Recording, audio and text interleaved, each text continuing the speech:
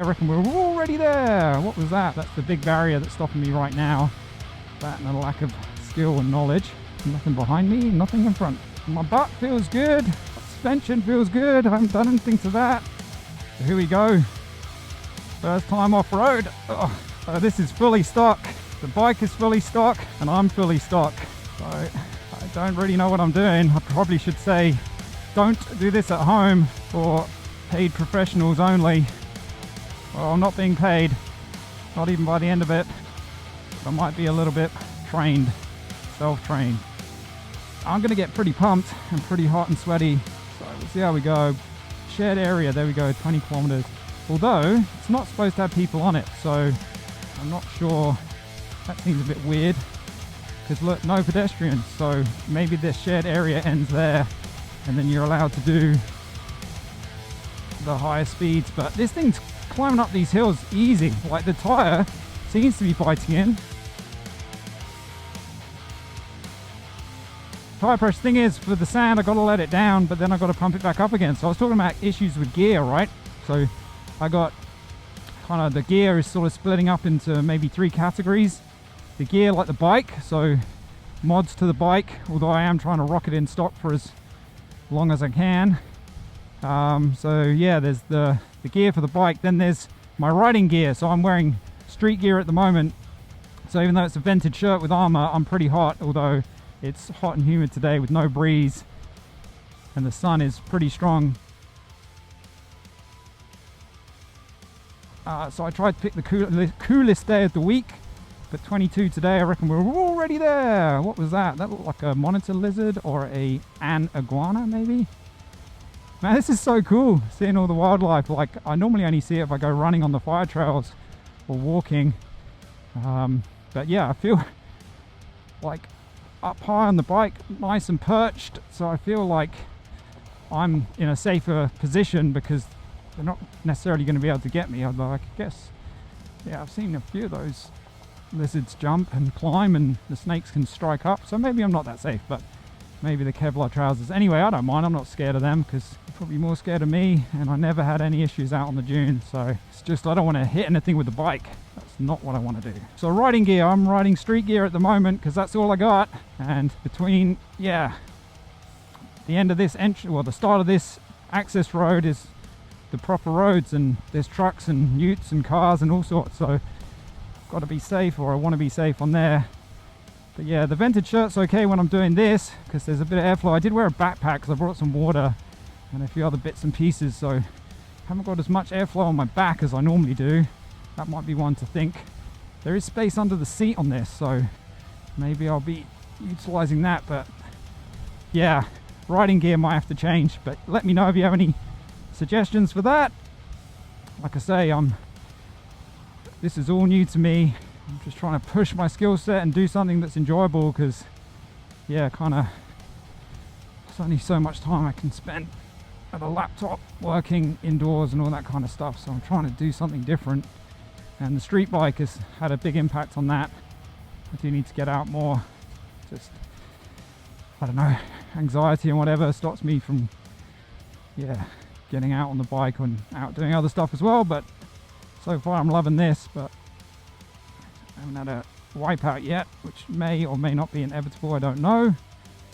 But yeah, tire pressure for the dunes. What do we get to there? 111 and 89. So I don't know, it's like 1 for 1 maybe. You'd have to ride for longer to balance it out. But yeah, tire pressure for the sand.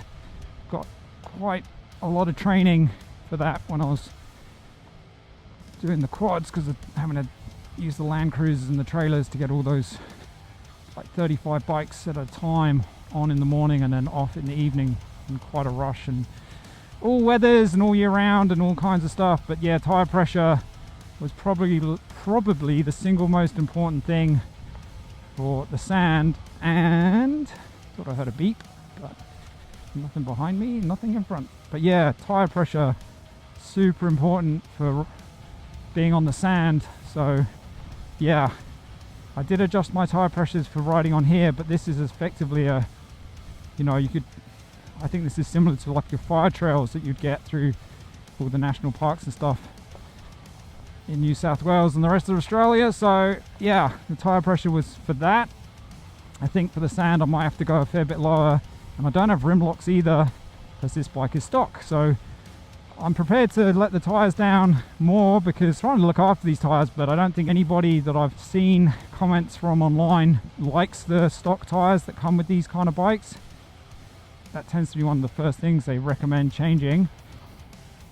So yeah, I'm not worried about long-term health of these tyres because I do want to swap them out eventually, but I don't want to wreck them or anything. But yeah, got to bear in mind no rim lock, so that's one thing. And yeah, there's no like mousse or anything like that, or extra thick tubes. I think these do have a tube inside. I'm not 100% on that, but either way, to ride on the sand or drive on the sand, you got to let your tires down. You just have to. It's just physics. So yeah, I will have to let them down, and I'd want to let them down before going onto the sand. That's the big barrier that's stopping me right now, that and a lack of skill and knowledge. But then you've got to be able to pump them back up again for the dirt road here, and then also going back out onto the street to ride home. But yeah, so I've got a couple of issues. That's one. So I'm thinking compressor, like a mini compressor, mobile compressor. And then for the battery, I'm thinking maybe a power pack. So that's a couple of problems that I'm looking to solve. Man, I've lost count how many times I've whizzed up and down here. It must be 4, maybe 5, I don't know. It's just, I'm absolutely loving it. So this is so good. And all I've met is a couple of friendly Europeans and a handful of friendly animals. So yeah, my butt feels good. Suspension feels good. I haven't done anything to that. It's just eating everything up. The tires getting traction and gripping, and yeah, I don't know, the bike seems to be realigning itself, but I'm not being overconfident. Like, I feel like I could slam, and I don't want to do that, so I'd rather end on a positive. But also time wise, I was just talking about time. I gave myself till 1/4 the hour to have enough battery to keep filming and stuff, and it's now, what are we at? Yeah, 10:14. So whoa, okay, and we are, what's that, 88%, 1,012 kilometers. So this thing is just loving life in this environment. So that's interesting that we've split away from riding on the roads, and this thing can ride on the roads, the Surron Ultra Bee R. I've done a video comparing them as commuters, the KTM 390 Duke versus the Surron Ultra Bee R, so you can watch that if you want. I'll put that in the description. And I thought they were pretty close. I'd be happy riding either of them. You'll probably have a bike that was more suited to that, yeah, but just in a direct comparison, doing that gas versus electric between the two, I thought they were pretty similar.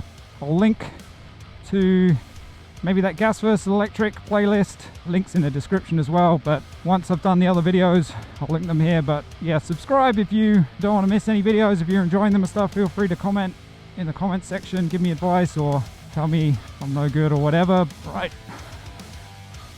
there is also like a little gravelly track thing. Ride smart, ride safe. Hope you enjoyed the video. I'll catch you in the next one.